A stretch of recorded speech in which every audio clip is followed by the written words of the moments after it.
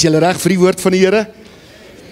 Amen. Ek praat met jou vanmôre oor die tema, Pa, jy is die beste. En ek wil hê jy moet dit glo. Ek raak gegrief in my binneste as ek besef dat die media is besig om paas oor die wêreld heen af te kraak as lagwekkend, onbetrokke, onbekwaam, en ek besef, hier is 'n set en 'n plan van die vyand. En dit is eintlik hartseer, as jy daaraan dink. En dink net 'n bietjie terug, aan al die moedersdae wat ons gehad het. Was daar ooit 'n bestrawende boodskap of 'n teregwysende boodskap op 'n moedersdag? Nooit nie.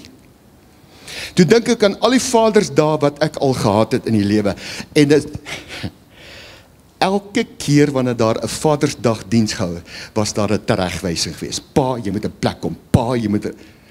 En ek besef, Legrandsie, jy gaan nie in die set en die plan van die vyand val nie. Vanmôre celebrate ek elke pa in hierdie plek.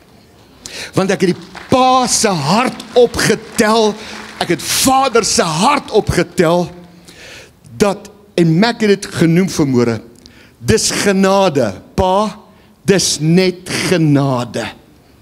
Dis net genade dat jy as manspersoon vanmôre saam met jou familie hier in hierdie plek van aanbidding is.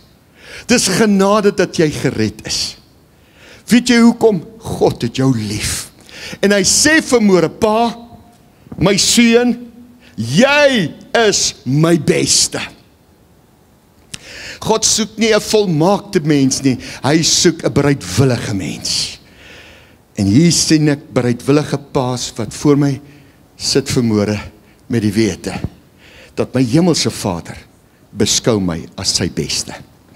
En ek wil hê jy moet dit glo vanmôre, pa, glo, jy is God se beste. En ek hoor hoe hy sê vanmôre, in die gees hoor ek dit, dis my geliefde seun in wie ek welbehaag het. En miskien voel jy vanmôre nie welbehaaglik nie.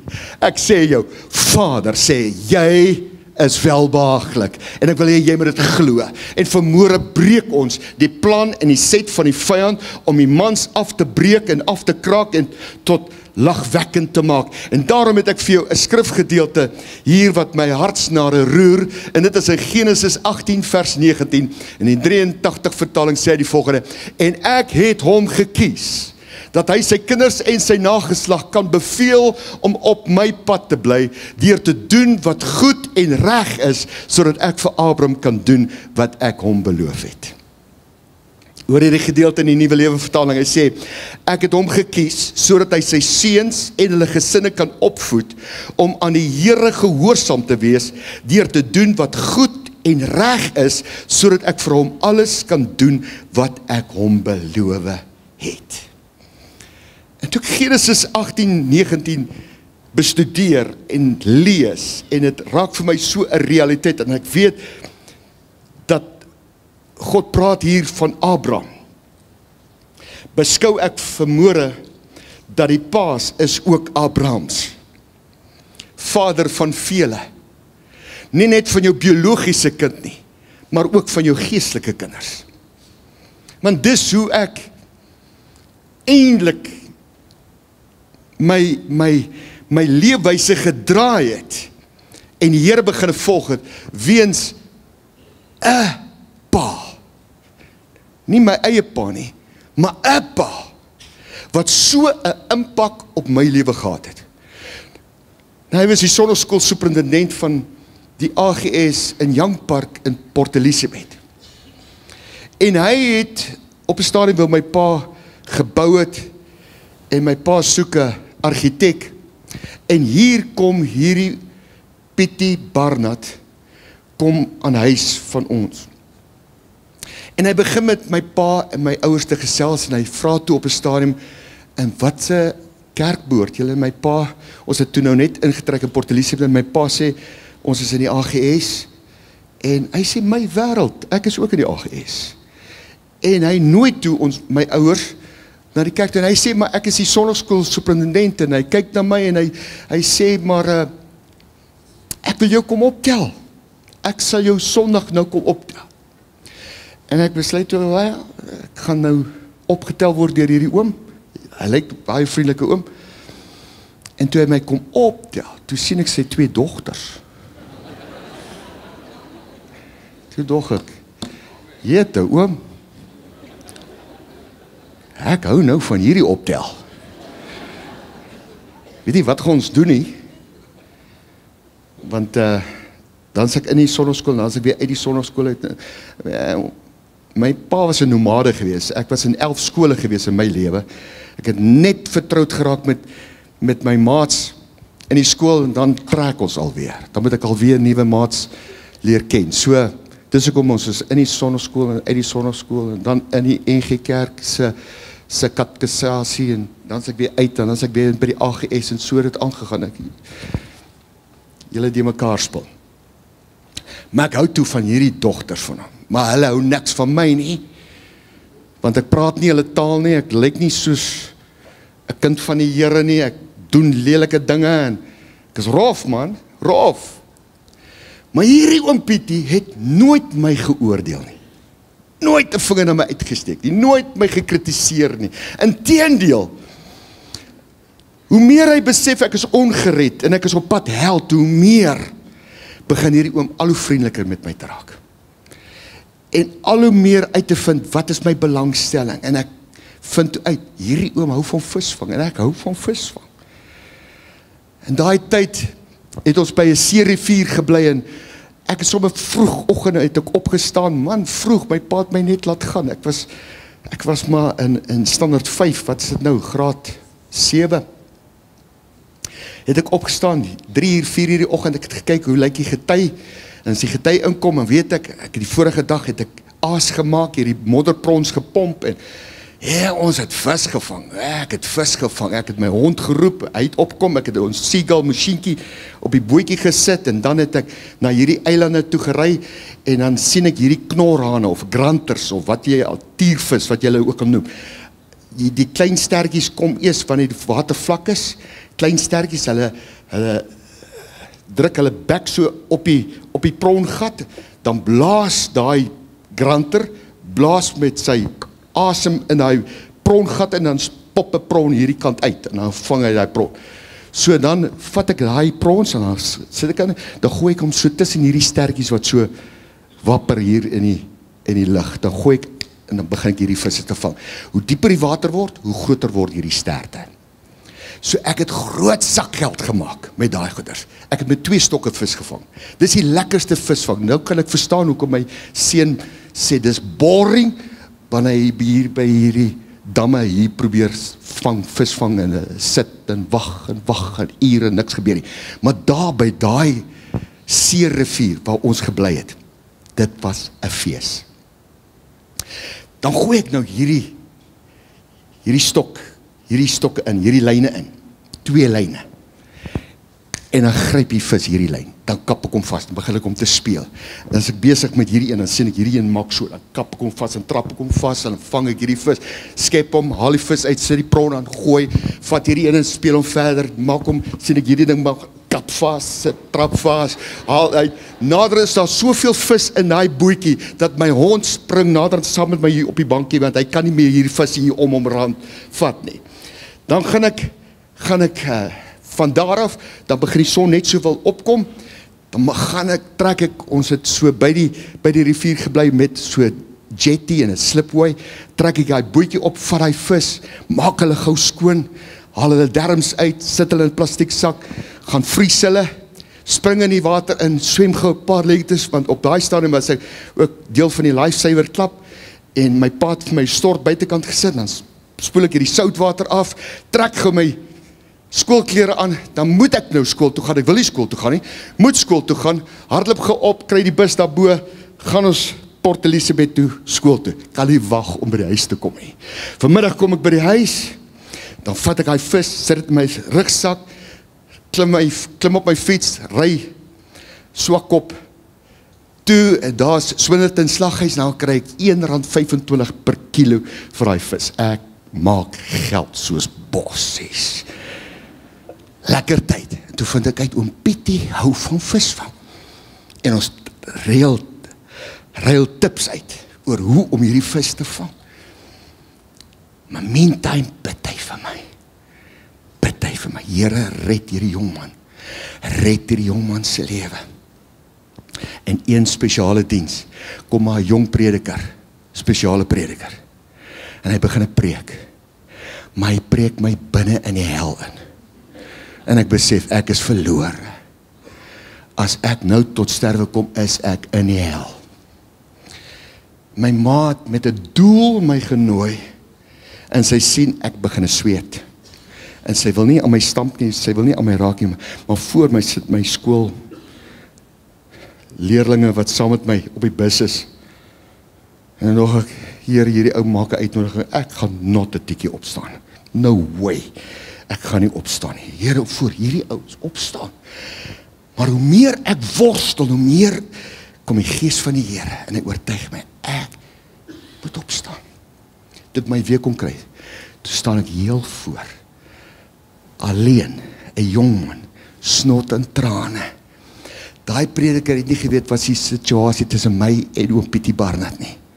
Maar ek hoor hoe hy sê, broer Piet, sal jy vir hierdie jongman gaan bid in die bidkamer? En toe ons langs mekaar kniel, toe sê hy, Lorenz, weet jy hoe lank wag ek vir hierdie dag? Ek bid aanhoudend dat jy tot redding moet kom. Vandag kom jy soos 'n Paulus tot redding. Oor 'n persoon wat my nie geoordeel het nie, maar die lewe geleef het. 'n Persoon wat ek ervaar is genuine met die Here. Wat regtig lief is vir die Here. En dit was my die grootste voorreg dat oom Pietie Barnard my tot bekering gelei het. Hy het so indruk op my gemaak, later jare toe ek 'n pastoor geword het ek oom Pietie Barnard gaan soek. Ek het hom nie in die hande gekry nie. Ek het hom gaan soek, want ek wou vir hom gaan sê, oom, jy was die rede dat ek my hart en lewe vir die Here gegee het. Jy is die rede dat ek vandag voltyds vir die Here kan werk. Daarom wil ek vir jou sê, pa, jy is die beste. Daar's oë wat jou dophou. Daar's oë wat jou admireer. Daar's oë wat jou respekteer. En jy beïnvloed hulle. Daarom is jy God se beste. Maar met dit alles wil ek vanmôre die leuen verbreek. Soos ek sê, die media probeer die pa uitkraak as 'n mislukking. Hy's onnodig. Weet jy hoekom doen hy dit? Want hy is teen God se skepping. Hy is teen God se skepping. Alles wat God gemaak het, is hy teen. Hy is teen die man, hy is teen die gesin. Want hy weet, as hy die gesin kan vernietig, dan het hy die fondasie vernietig. As hy die pa kan vernietig, dan bring hy daai huis tot 'n val. Maar vanmôre verbreek ons daai leuen.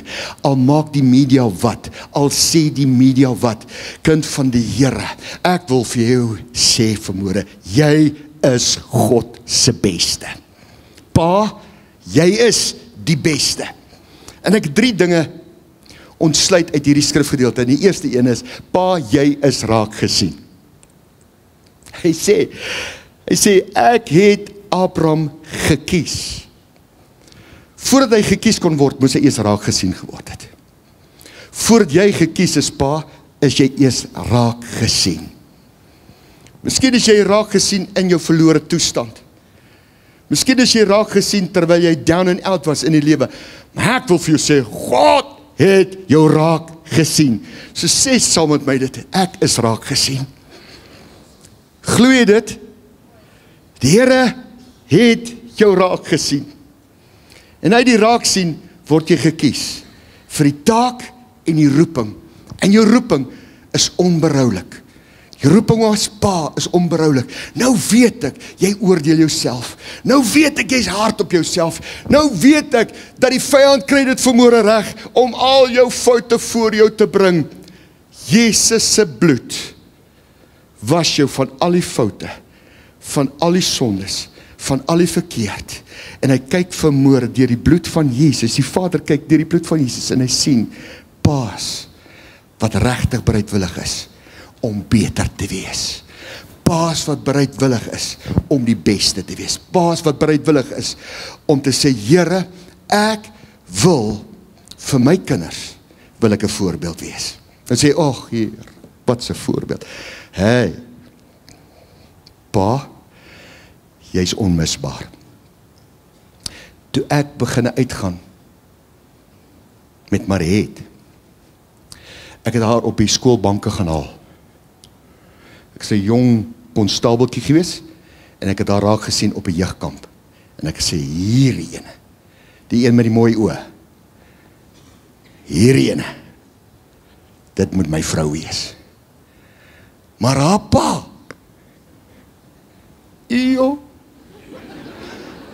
haar pa het gesê, jy kan alleenlik by haar kom kuier, as jy Woensdae aande bidhuur toe gaan. So ek het heel hartig bidhuur toe gegaan. Want ek weet, na die bidhuur, het ek 'n uur om by haar te kuier. En ek het gedog, dis waar dit gaan vassteek. Toe sê hy, nee. As jy met my dogter wil trou, moet jy ten minste 'n uur saam met my bid. So voordat ek kon vry, moes ek eers saam met my toekomstige skoonpa bid. So hy het my geroer. Maar hy het seker gemaak, hierdie konstabeltjie gaan nie iets droog maak met sy dogter nie. Verstaan jy? En ek sê, Here, dankie. Dankie daarvoor. Dankie dat 'n pa kon opstaan om eers te kan sê, alhoewel hy baie foute gehad het, maar sal ek dit altyd onthou. Dit sal ek altyd van hom onthou. Dat hy was raak gesien gewees. En hy het my ook raak gesien as sy toekomstige skoonseun. En daarom het hy besef dat, kom ek kry hierdie jong man net gou in lyn. Kom ek kry hom net in plek. En ek dank die Here vir 'n skoonpa wat daai beleid gehad het, of daai indruk op my gemaak het. Ek dank die Here daarvoor, want het het indruk op my gemaak. Wetenskap het bepaal, pa, luister vir my, jy is onmisbaar, jy is waardevol, jy is kosbaar, jy is die beste. Wetenskap het bepaal, dat as 'n pa teenwoordig is, dan raak die hartklop en die bloeddruk van kinders normaal. Dit sak. Dit kalmeer. Interessant, wat se effek het 'n pa op die kinders? En dis waaragtig die waarheid. As my pa agter die stuurwiel gaan sit het, dan slaap ek much better in daai kar.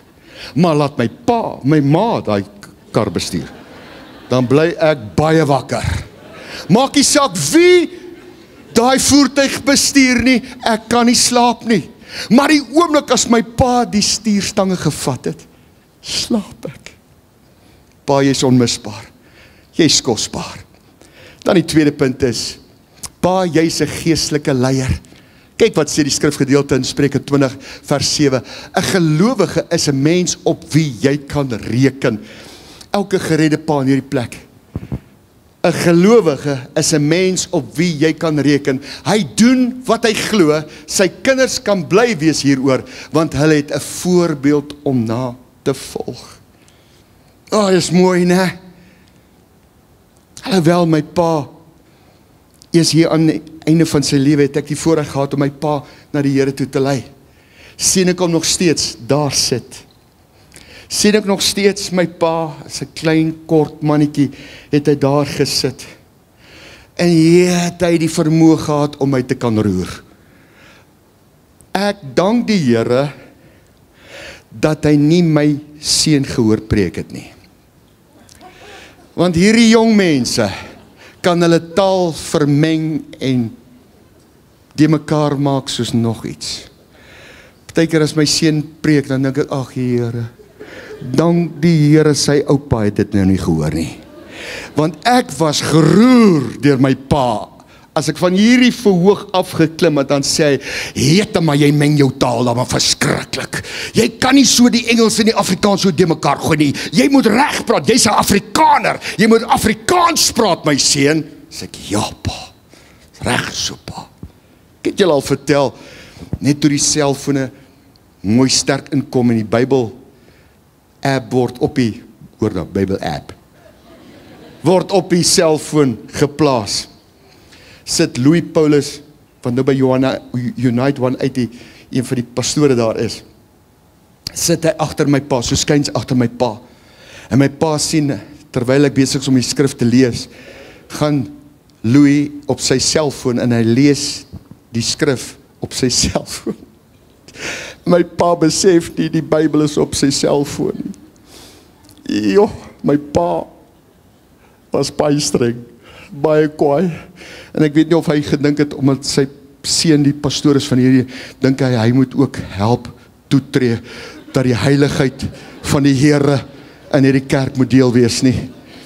En die volgende oomblik draai so om na Louis toe, en hy sê, jong man, sit neer jou selfoon.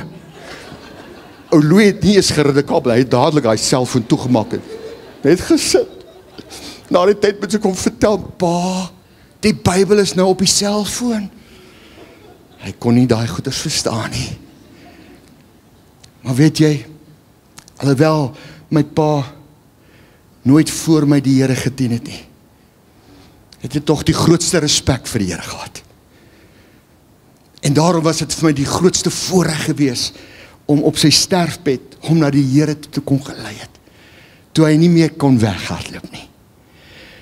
Toe hoor ek hoe hy daai sondaarsgebed bid, en ek weet vermoere, my pa is in die hemel, ek weet, hy gaan vir ewig lewe, maar my pa het 'n indruk op my gemaak, daar's goeders wat ek van my pa geleer het, my pa het nooit 'n vuil voertuig gehad nie, nooit nie. As my voertuig bietjie vuil is, dit krap aan my, dit irriteer my, dan dink ek, as my pa nou hier was, wat gaan Louis Legrandsie sê vir my? En hy sal sommer gesê, soos jou kar, soos jou hart.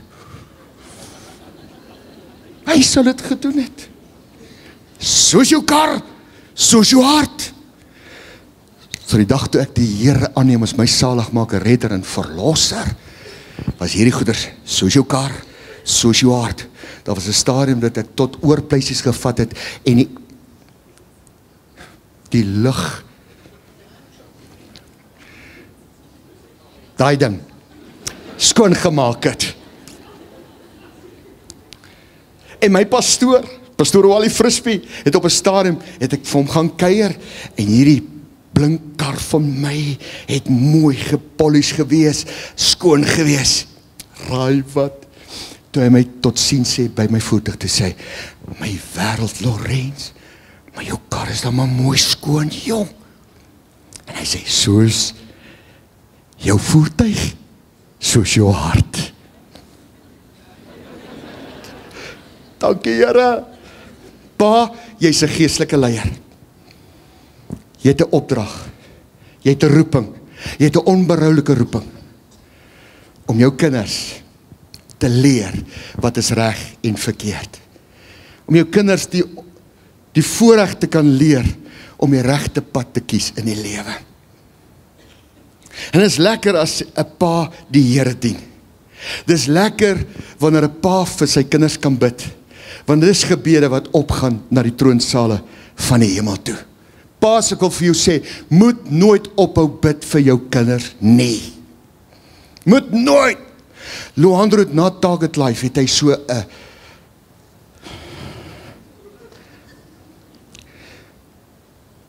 gemeente, julle moet verstaan, pastore se kinders word altyd as voorbeelde gebruik.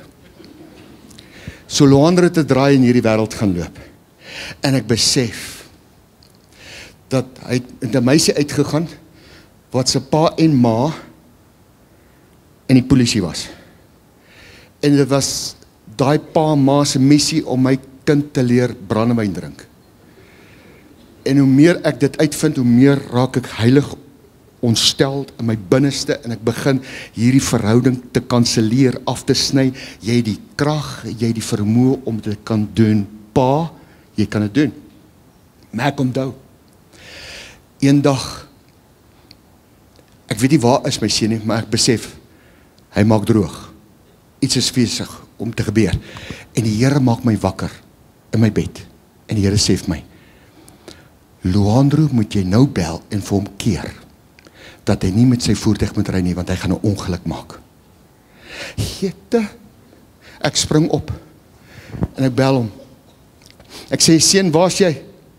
Hy sê, pa, ek's in 'n kroeg in Kalinin. Ek sê, die Here het vir my nou net gewys, jy moenie ry nie, jy gaan 'n ongeluk maak. En hy sê vir sy vriend wat saam met hom in Targetlui was, Thean, sê hy vir hom, hy sê, my pa het nou gesê, ons kan nie ry nie, ons gaan 'n ongeluk maak, want hy moet eers vir Thean aflaai en dan kom hy na ons huis toe. Thean sê, bel jou pa en hoor of ons gaan sterwe in die ongeluk.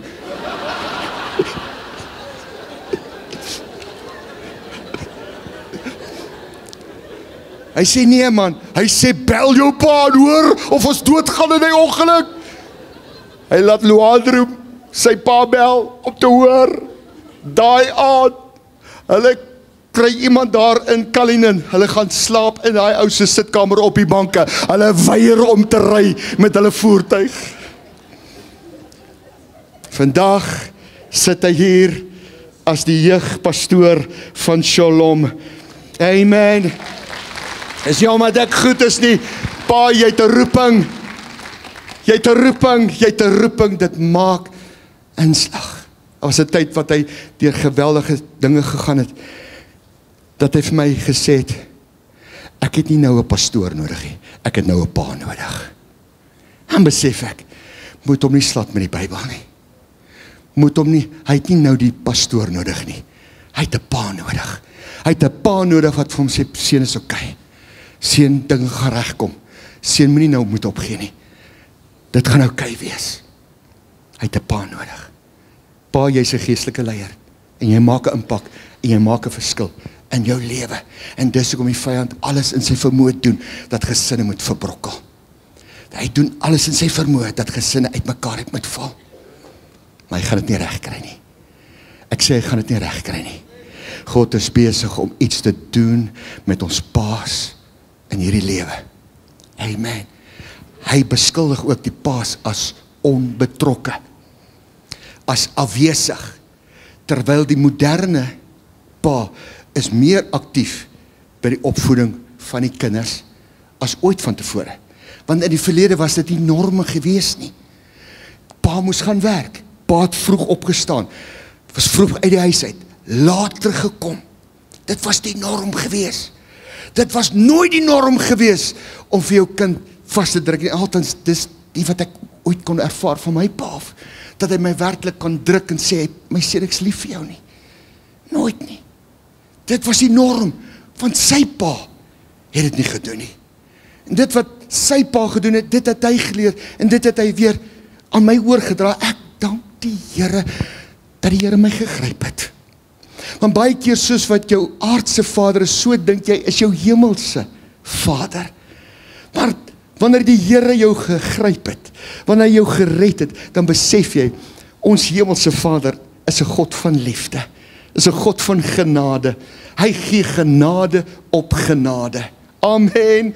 En daar het ons 'n super bonatuurlike, wonderlike hemelse pa. Ons kan nie hom genoeg loof en prys nie. Daarom het ek vir Mekkel gevra, sing daai koortjie. Vader, ons eer U. Vader, ons eer U, want dit gaan ook oor hom vandag. Nie net vir die paas hier nie, maar bo alles. Eerste, nommer 1, gaan dit oor ons hemelse pa, wat ons wil sê, gelukkige Vadersdag, ons hemelse pa. Amen. Want ons is sy kinders. En ons kan hom net vir 'n oomblik, kan jy net jou hande so opsteek en sê net vir hom, hemelse pa, baie dankie dat U my pa is. Dankie dat U my vader is. Dankie dat ek nooit hoef in U te twyfel nie. Dankie dat ek U vertrou. Dankie dat ek in U glo. Dankie dat U my oorweldig met liefde. Dankie Here dat U uit my, uit soveel verknorsinge uitgered het. Dankie Pa, dankie. Dan die laaste punt is, Pa, jy's 'n beloftedraer. Hy sê, ek het hom gekies, sodat hy sy kinders kan leer, en 'n bevel kan gee, dis die pad, volg die pad, doen wat reg is. Hy sê, sodat ek my beloftes, al my beloftes, aan hom kan laat uitvoer. Hoor wat sê hy hier so in die Nuwe Lewe Vertaling. Hy sê, ek het hom gekies, sodat hy sy seuns en hulle gesinne kan opvoed, om aan die Here gehoorsaam te wees, deur te doen wat goed en reg is, sodat ek vir hom alles kan doen, sê alles, sodat ek vir hom alles kan doen, wat ek hom beloof het. Jy is 'n beloftedraer. Pa, dit wat jy nou saai, in jou seun en in jou dogter se lewe, gaan jy maai in die geslagte wat kom. En nou sê jy vanmôre, maar ek het net slegte goeders gesaai, en ek sê, dis 'n leuen, jy het nie net slegte goeders gesaai nie, jy het ook baie goeie goed gesaai, selfs die ou klein dingetjies wat jy dink, is onmerksaam. Niemand sien dit raak nie. Niemand sien dit raak wanneer jy net in die kamer instap en sê, ag Here, raak my kinders aan. Here, red hulle. Here, beskerm hulle. Wees daar vir hulle. Here, laat hulle suksesvol sal wees. Dis enige pa se gebed. O Here, laat my kinders suksesvol sal wees. Laat hulle gelukkig sal wees. Laat hulle gesond sal wees. Vader, hoor daai gebed. Saad wat jy saai nou, is 'n oes wat gemaai gaan word in die geslagte wat kom. Jy's 'n beloftedraer, Pa. Jy het die vermoë om 'n hele nasie te verander. Vermoë is hier genoeg pa's in hierdie plek om te kan sê, Here, miskien het ek nie op die plek gewees waar ek nou huidiglik is nie. Maar ek maak 'n besluit. Ek gaan 'n verskil maak. Al voel jy miskien is dit te laat, dis nooit te laat nie. Ek wil hê jy moet dit hoor, dis nooit te laat nie. Miskien sê jy, my kinders is uit die huis uit. Dit wat ek hulle kon leer, het ek vir hulle geleer. Daar kom pinkvoetjies.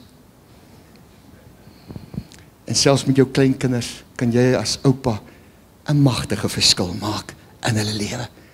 Miskien kan jy al die foute wat jy gemaak het, herstel met jou kleinkinders, sodat daar regtig, en verskoon die woord, 'n legacy nagelaat kan word.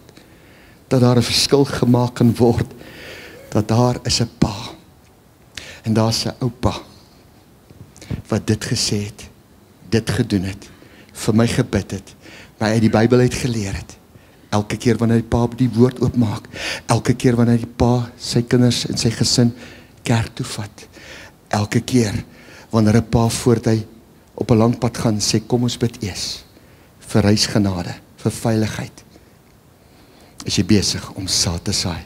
Jy is 'n beloftedraer, en ek wil hê, jy moet weet vanmôre, Pa, jy is die beste.